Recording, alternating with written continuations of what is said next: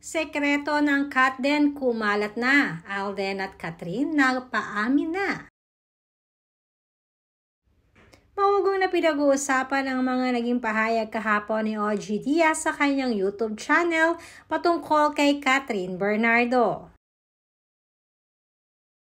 Ayon kasi sa mga naging pahayag ni OG Diaz ay nagkikita di umano si Catherine at Mayor Alcala na magkasama or may nakakita sa dalawa na magkasama sa BGC.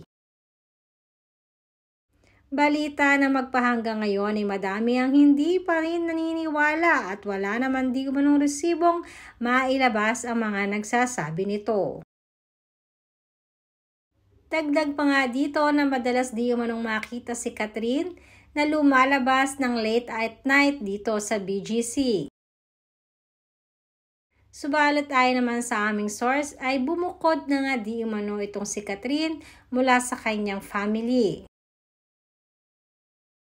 Pero syempre not totally move out pero bumili pala si Catherine ng high-end na condo sa BGC. At iyon talaga ang dahilan kaya naman madalas nga siyang makikita dito. Pero hindi naman dahil nakikipagkita siya kay Mayor Alcala.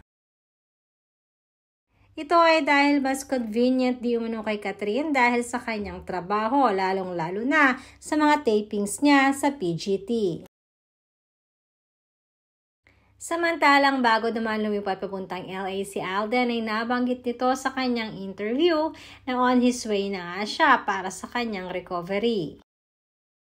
Ito ay ang kanyang mga pinagdadaanan last year tungkol sa kanyang mental health. Hindi pa man di umano totally healed, subalit ngayon daw ay mas umayos na ang kanyang pakiramdam. Kaya naman mas ifino-focus nga ngayon ni Alden ang sarili para sa mga bagay na makakapagpapasaya sa kanya.